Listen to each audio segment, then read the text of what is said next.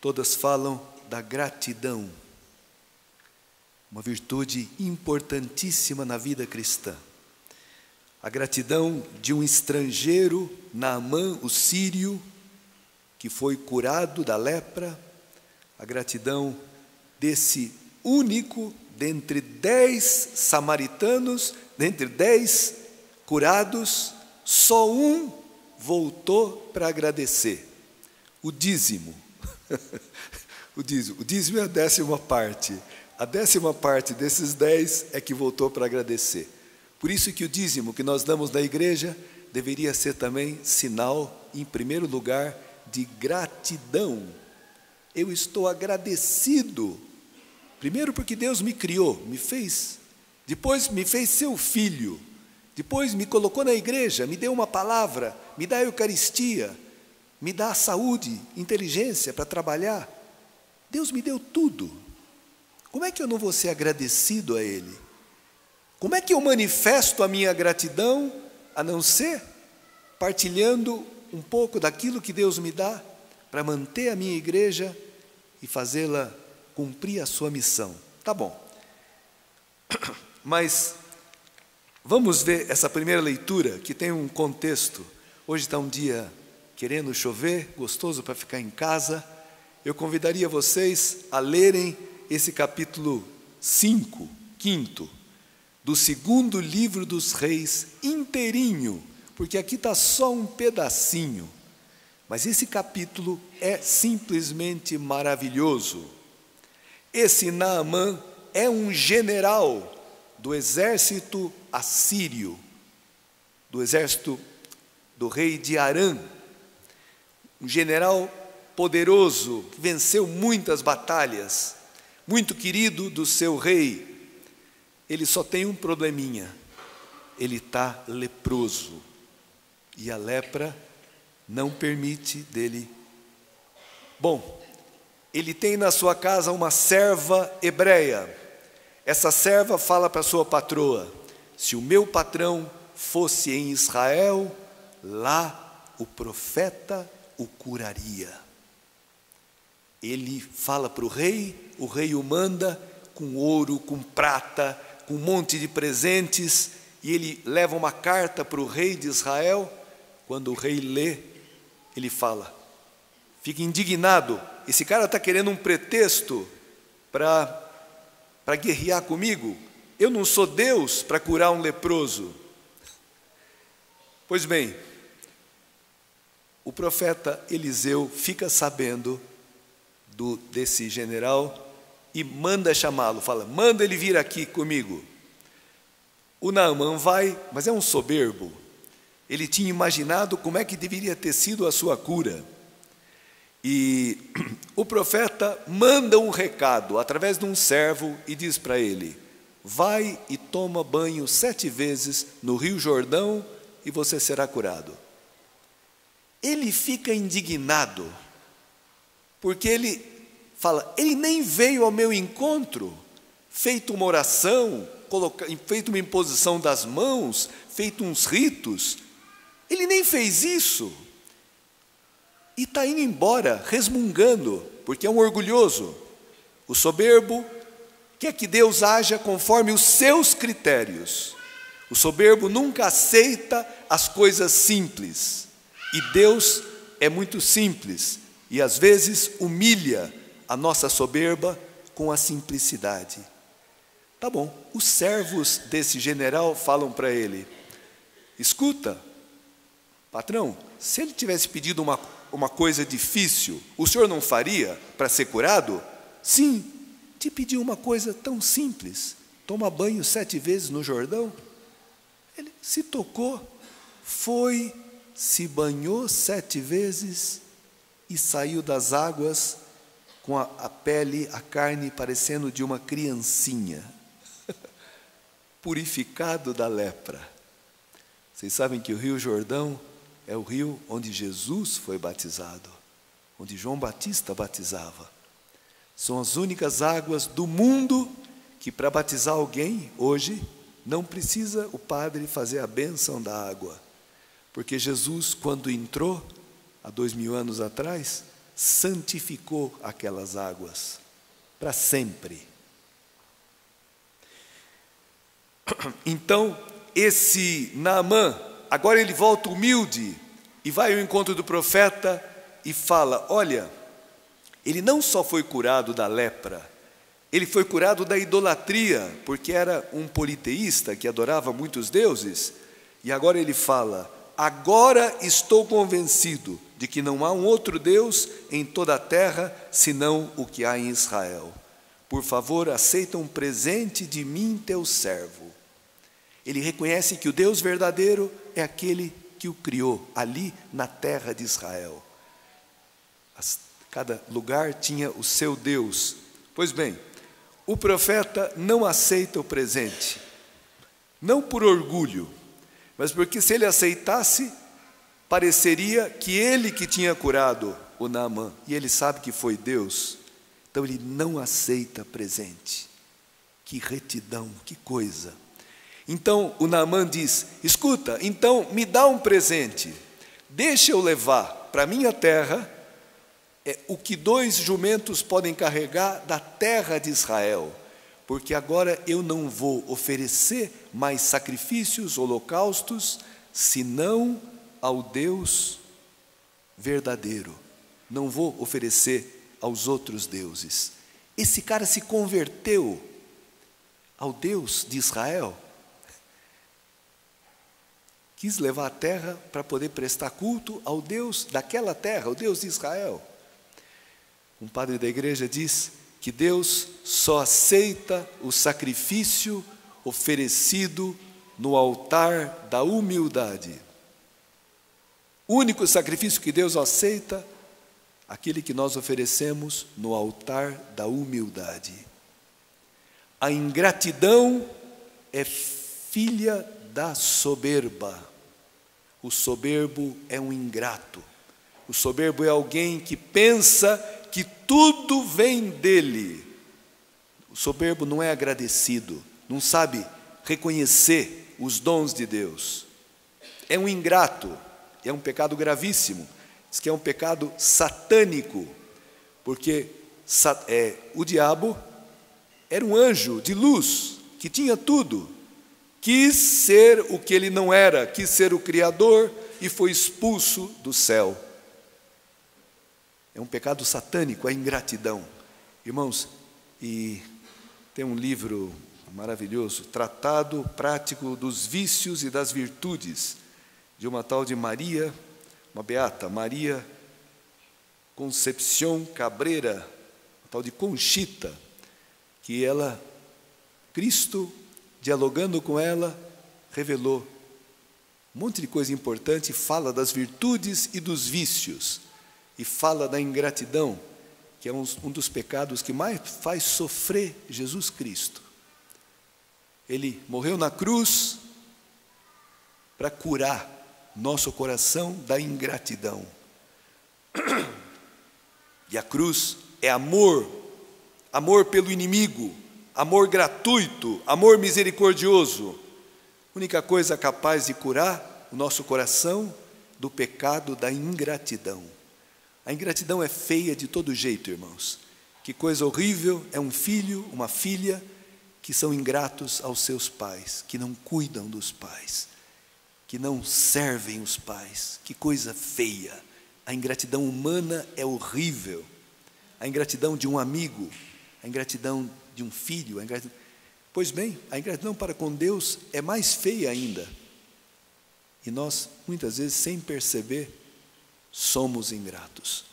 Tá bom, mas vamos ver o Evangelho. Vocês sabem que a lepra, no Antigo Testamento e também no Novo Testamento, na época de Cristo, era uma doença incurável e contagiosa, e a situação do leproso era deplorável. Está lá no Levítico, que se alguém contraía a lepra, essa doença, ele tinha que ser isolado, sair do acampamento, sair da comunidade, ficava sozinho, apartado, enquanto não sarasse. Ele tinha que, quando saía na rua, ter as vestes rasgadas, o cabelo todo despenteado, e quando alguém se aproximava, ele tinha que gritar: impuro, impuro, para a pessoa se afastar. Por isso que eles ficam à distância. E então imagina, irmãos, que imagem forte daquilo que é o pecado. A lepra era considerada um castigo, né? Por causa dos pecados. E a solidão, o pecador não se sente amado por ninguém e não sabe amar ninguém. É a lepra. Solidão. O inferno é solidão. O céu é comunhão. O que dá gosto na nossa vida, o que dá sentido, o que dá prazer, são as nossas relações de amizade, de comunhão. A solidão, viver sozinho, é viver na morte. É não se sentir amado e nem amar ninguém. Pois bem, é a situação do leproso. Somos nós, irmãos, esses leprosos. Pois bem, Cristo está passando na Samaria, e 10 leprosos se aproximam e ficam à distância e começam a gritar: Jesus, mestre, tem compaixão de nós. Eles sabiam que Jesus, o Messias, curaria também os leprosos. E eles rezam, eles gritam: Jesus, tem compaixão de nós. E Jesus, ao vê-los, fala: ide apresentar-vos aos sacerdotes. Irmãos, quando uma pessoa era curada da lepra, ela tinha que se apresentar ao sacerdote, para que o sacerdote, como se fosse um médico, verificasse que realmente aquela lepra tinha desaparecido ou tinha secado, e ele fosse readmitido na comunidade. Aí podia ir no templo, podia se encontrar com as pessoas, podia conviver na comunidade. Jesus está dizendo: ide mostrar-vos aos sacerdotes. Ou seja, vocês já estão curados. E diz o texto: enquanto caminhavam, aconteceu que ficaram curados. Que bonita essa palavra. Enquanto caminhavam. Você quer ser curado? Caminha, obedeça a Cristo. Ponha-se a caminho. Acredita que Cristo tem poder de te purificar da lepra, da ingratidão. Que Cristo pode te ajudar a viver em comunhão com as pessoas, a amar e ser amado, a sair da solidão. Acredita que Cristo te ama, que Ele é o Senhor que carregou sobre si a nossa lepra. Diz que Isaías fala: diante dele se vira o rosto. Jesus estava tão desfigurado, tão machucado, que dava nojo olhar as suas feridas e chagas, todo ensanguentado.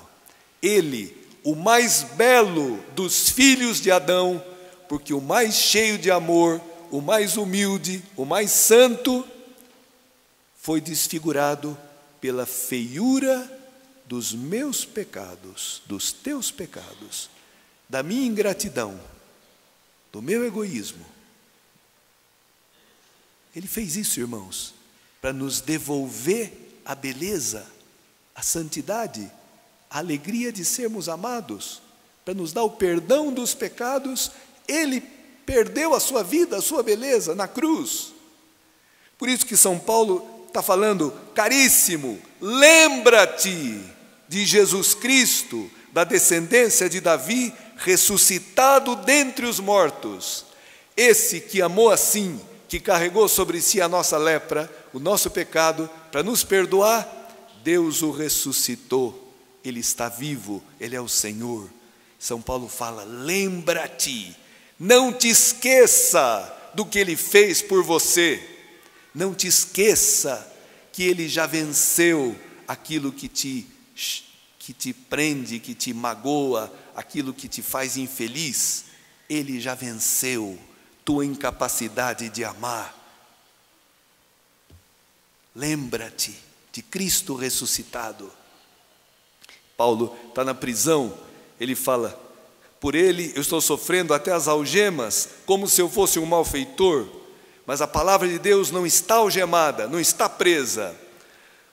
Por isso eu suporto qualquer coisa pelos eleitos, para que eles também alcancem a salvação que está em Cristo Jesus. Que coisa linda, irmãos. Paulo vive no seu corpo o morrer de Jesus, para que as pessoas recebam a vida de Jesus. E ele termina dizendo: merece fé essa palavra, se com ele morremos, com ele viveremos. O que significa isso? Se com ele morremos. Como é que é isso? É o batismo, irmãos. Isso daqui é um pequeno hino batismal da igreja primitiva. O que é ser batizado? É ser sepultado na morte de Cristo. Ali, na morte de Cristo, nosso orgulho, nosso egoísmo, nossa luxúria, nossa avareza, tudo isso é destruído. E renasce um homem novo, um homem humilde, um homem obediente, um homem agradecido. Isso é o batismo. Se com ele morremos, também com ele viveremos. Se com ele ficamos firmes, com ele reinaremos. Tem outra tradução: se com ele sofremos, com ele reinaremos. Irmãos, o segredo da vida cristã é esse com ele. Um cristão não faz nada sozinho, não faz nada por esforço, não faz nada só com as suas capacidades. Tudo que fazemos, fazemos com Cristo, por Cristo, em Cristo. Então, voltando ao Evangelho, enquanto caminhavam, ficaram purificados. Um deles, quando viu que a lepra tinha ido embora, ele volta, não vai ao sacerdote, vai a Cristo, se prostra aos seus pés e lhe agradeceu. Sabe essa palavra em grego, como é que é? Agradeceu. Eucariston, de onde vem Eucaristia. Eucaristia é agradecimento, ação de graças. Por isso que a igreja é a fonte da vida cristã e o cume, diz o Concílio Vaticano II, a Eucaristia. Por que é a fonte? Porque eu recebo Cristo, que me perdoa, que me cura da minha lepra, do meu egoísmo, que me dá o Espírito Santo, que dá sentido à minha vida, que me ensina também a sofrer com Cristo. Irmãos, quem não sabe sofrer, não sabe viver. A vida é cheia de sofrimento, mas para nós não somos resignados. Nós não entramos no sofrimento como pessoas derrotadas. É assim, né? Não tem outro jeito, então eu aguento, eu suporto, mas revoltado? Não! Sofremos, como fala São Paulo, eu suporto qualquer coisa pelos eleitos. Paulo está tão agradecido de ter sido perdoado. Era um fariseu que matava os cristãos, perseguia. Agora é o apóstolo por excelência, que anuncia Jesus Cristo e dá a vida, sofre pelos cristãos. Sabe o que movia Paulo? Gratidão. Sabe o que deve mover cada um de nós? Gratidão. Gratidão. Tem muita gente na igreja que desanima da sua função. Desanima e às vezes falta numa equipe, falta noutra, porque falta gratidão. Quem está agradecido, dispõe a sua vida. Mas o outro não quer saber. Mas quem me deixa, para de olhar para o outro. Olha para você. Olha o que Deus fez na tua vida. Fez alguma coisa? Você está agradecido? Você reconhece? Então, agradeça a Deus. Não só com palavras, com atitudes, com obras. Santo Agostinho fala que não louvam a